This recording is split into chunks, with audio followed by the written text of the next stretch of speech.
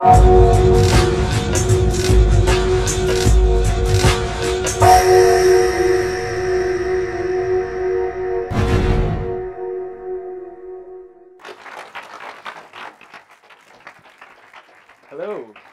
Hello, how's it going? My name's Trevor. It's really weird hearing someone say your field of research, especially it's epigenetic neuroscience. Sounds a bit more ominous. Great, so my talk today is called A Selfless Good Deed. And today we're going to do a little bit of science, we're going to do a little bit of philosophy, and I hope it's going to be fun. It's going to be a good time. But I'm going to start by telling you a story. This is a photo of a man named William Spearman. And he was a captain for the Canadian Army during World War II. And when he came back to Canada, he went to into a science degree and then later to Harvard Medical School where he became an eye surgeon. He opened his practice here in Ottawa, and I grew up hearing stories about the way he would treat his patients. Often a lot of his patients, they had deteriorating eye conditions, so after a point they couldn't come into the office anymore, so he'd go to them. Or after a point they couldn't see the dust on the floor, so every time he'd go over there'd be dust on the floor, and some of these people couldn't even cook a meal for themselves, so he'd cook them a meal, all these little things. And one story in particular really stands out to me. It was about a 25-year-old teacher who was losing his eyesight, and he had gone to every other doctor in town. They said, we can't operate. It's too risky. Chances are you'll lose your eyesight anyway. He was 25 years old. It's only a little bit older than most of us in this room. And he stumbled across Dr. Spearman, and Dr. Spearman said, sure, let's do it. And the first thing this man did upon the recovery of his eyesight is he built him a plaque that said, the joy of seeing. Think about those words, the joy of seeing. That plaque hangs in my grandmother's house because William Spearman is actually my grandpa, and I actually heard these stories growing up. That's my dad when he was growing up. He's actually here tonight. Hey, Dad. And that's him. That's my dad when he was about my age. People say we look kind of alike. And that's me growing up. And I remember growing up thinking like, okay, these are some great stories. How am I going to do something like that? And my daddy would always say, well, I just try and leave the world a better place than I found it. And those words stuck with me growing up. But there's a problem with growing up. Because after a certain amount of time, the utopia of childhood begins to fade. I don't know about you, but I came to university and I learned theories by people like Freud. And here's a quote. He says, he who has eyes to see and ears to hear may convince himself that no mortal can keep a secret.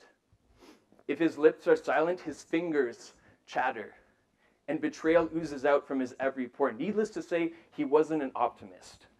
Okay? And you learn ideas from this. This is a really smart man. I know he looks grumpy. I picked the grumpy pictures on purpose. His name's Richard Dawkins. Okay, he's a Cambridge biologist, and he wrote a book called The Selfish Gene. And here's a quote. He says, "Let us try to teach altruism and generosity, for we are inherently selfish." And these are ideas I learned in my classes that are taken as unquestioned truths. Humanity is unquestionably selfish. That's it. And you have to accept that if you want to learn what's in this course. And I think that there's a problem there. Because I don't know about you guys, but a lot of my friends, they start losing hope. They say, well, what's the point? If everyone's out to get themselves, what's the point? And maybe some of you out there have friends that you lost contact with, they lost hope somewhere. Maybe some of you out there kind of lost hope about this along the way. So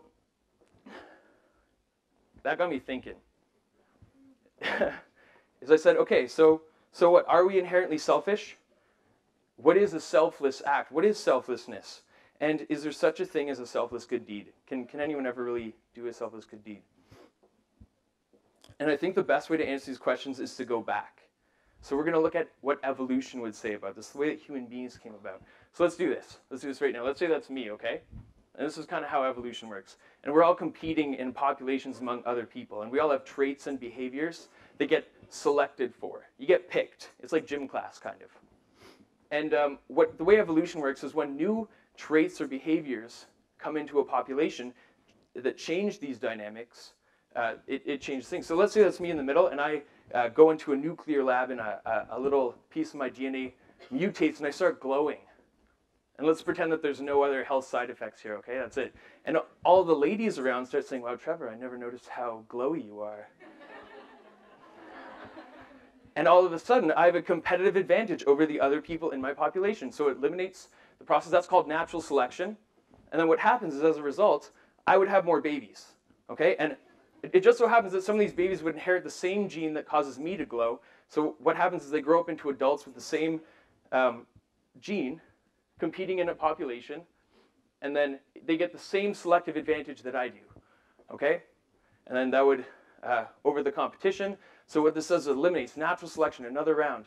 And over enough time, eventually everyone in the population starts having this glowing gene.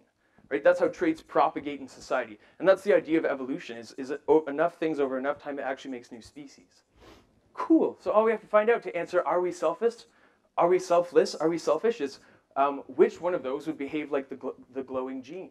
So let's do this. Before we go on, I just want you to close your eyes for a moment, okay? And I want you to think about the last good deed you did, or the last good deed you saw. What did you do? Don't say it out loud. What did you do? Who'd you do it for? What did you feel while you're doing it? And just keep those things in mind as we go on in this, okay? So the idea of a good deed. So there's generally two stories. One is, let's say this is me again, and I'm behind a person in line at Tim Hortons, okay? And this person forgot their wallet. So they're kind of upset about it. They can't get their coffee. And I say, hey, don't worry about it. I got your coffee. I'll pay for it for you. And this person's like, oh, that's really nice. Thank you so much. Some people out there think that this is what happens. It feeds back, and the reason why you did it is because it made you feel good. You bought that coffee for that person because it made you feel good. And therefore, it's selfish. They call it psychological egoism, or we're just going to call it selfishness, okay? And in this presentation, you'll see these little lightning bolts. That's how you'll know when I'm talking about them. Now, here's another story. I kind of like this one better. I'm a bit biased. It's a same story. Here's me behind the other person in line at Tim Hortons. They forgot their wallet. And, hey, don't worry about it. I'll get it for you. And like, that's really nice. And this is about payoffs, okay? In the first one, the payoff is you feeling good up here. In the second one, the payoff is the fulfillment of an action towards distress, okay? And this is called altruism. Psychological altruism is just you do the action because that's what you are trained to respond to, okay? And in this presentation, you'll see them with these little hearts. So great, all we have to do is figure out which mechanism would work in evolution. Cool, let's do it. A good way to do this is look at childcare, because people who take care of their children have more kids around. It's just kind of how it works. So let's go through a situation. And all the parents out there, this is going to look way easier than I'm sure it really is in real life. So there's maybe some crying, right? A response. You deliver the parental care. It makes everything better. It's probably not that easy in real life. Okay. And then it feeds back. You know you did the right thing. And you see the selfish person's payoff. And again, look at the payoffs. So the selfless person, the payoff is in the completion of the action. The selfish person is in the feeling they get from completing the action. So what that means is selflessness is one step. You see what needs to be done, you do it, and then your motivational chain ends right there. That's the theory. That's the theory of selflessness. The other one's two steps. Is the payoff, the end of the motivational chain, is in achieving the feeling for doing the thing that you thought. And some of you out there might be like, well, hang on here a second. Selfishness looks like a pretty good deal. It looks like a win-win. They're happy, I'm happy. Well, let's look at another case. So something comes up, you provide your parental care, and guess what? This is probably a bit closer to real life, is you did the wrong thing. It made it worse. They start crying louder. So the feedback occurs, and the payoff arrives. And look at the payoffs again. So for the selfless person, the payoff is in the child. And if we're just going on literal, it's going to be a -2, right? You see two minuses there? For the egoist, each person is only at a -1. So let's say according to evolution, it said, change your behavior at -2. Well, because the altruist is a direct mechanism, it means that they're more accurate, they're right on the ball. There's less buffer zone between them. So what this means is that direct mechanisms, for childcare at least, are more effective than indirect mechanisms. And this was an argument made by a guy named Elliot Sober. And he also studied at Harvard. But you don't hear this one a lot. So you're thinking, okay, well, what did you just say there, Trevor? Selfless people are good parents? Well, no duh. So let's take this a little bit farther. But in order to do that, we have to redefine fitness in a modern context. Just like evolution. We said evolution acts on the traits and behaviors within an environment, okay? So the cool thing about being human is we can learn new traits and behaviors all the time. You can teach me how to play guitar. I can teach you how to build a bench, whatever it is, right? And these traits determine our fitness in society because it's about how well we give our traits to the next generation. Before you had to have kids to do that. Your kids would get your traits. But now you can teach it to anyone. It doesn't have to be your kids. So let's say, like before, right? You start glowing. And people are like, man, you're so glowy and attractive. And it grows your circle of influence because people want to hear your ideas. Or maybe they get to know you and they find out you have a big heart. You're a good listener. So they want to hear your ideas. It grows your circle of influence. So all we have to do now is figure out whether selfishness or selflessness would be better at managing the circle of influence. So let's make it simple. We're going to look at all possible situations on an axis from being of low risk to your social benefit to high risk, and of being of low risk to high risk, low benefit to high benefit. And if we go by Elliot Sober's idea, selflessness is a better mechanism than selfishness. And I think this makes sense intuitively. If you're working with other people and it seems like they're genuinely there and they're genuinely interacting with you and doing what's best for both of you right there, they're going to get more social benefit. You're like, I had a great time working on that project with that person. And the only people who can fake this are psychopaths. And I don't think most people are psychopaths. So that's kind of where I sit on that one. But you're probably saying, well, hang on, this doesn't make sense, pal. What about all these oil companies out there and these selfish politicians? Okay, so now we look at the payoffs. So the payoffs for selfless people isn't doing the action itself. It means it doesn't matter what the action is. You find them in equal concentrations in all situations. But for selfish people, the payoff is in how you feel doing the action, which means that if you have an action that makes someone feel really good, they're going to choose it over one that doesn't make them feel really good. So that means you see a higher concentration of selfish people in high benefit situations. So what does that mean? Did I just say that society is this place where all the selfish people steal all the glory and the selfless people kind of scrounge at the bottom for scraps? No, because most of our day-to-day interactions fall into this quadrant. Low risk, low benefit. Think about it. What do you do in a day? You talk to people, you sit in class, you call your grandmother. They're pretty low risk, low benefit. And if most of our day-to-day interactions are these low risk, low benefit interactions, then being largely selfless would actually serve us in the evolutionary race. Which leads me to believe that the way society is structured is you have a small amount of selfish people at the top, and most people are largely selfless. And I think this makes sense if you look at society. Who do you see at the top? CEOs like Kevin O'Leary, celebrities like Snooki, high-ranking politicians, people who historically have been referred to as selfish or even self-referred to as selfish.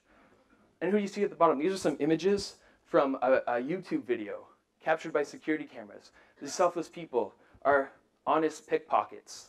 Okay, they're potato chip dealers. They're going into convenience stores and giving cold, hungry people free food. They're attacks of friendship. This doesn't look so good at first, but I promise you it ends well. Okay? Who else are these people? They're friendly gangs just helping people get their cars moving. They're unexpected firemen. They pull people from burning cars and put out the fire. They don't know this person. This is a high risk but low benefit situation. No one's going to sing their songs.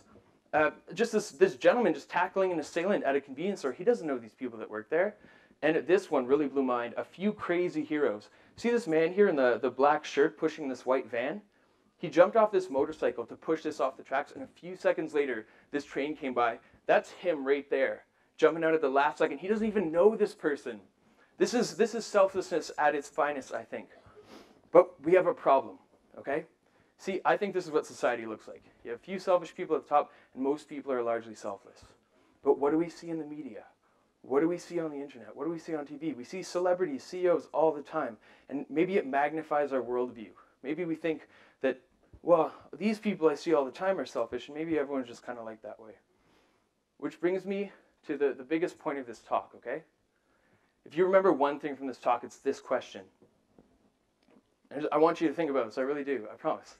Is if everyone believes that the world is a bad place, does that make it true?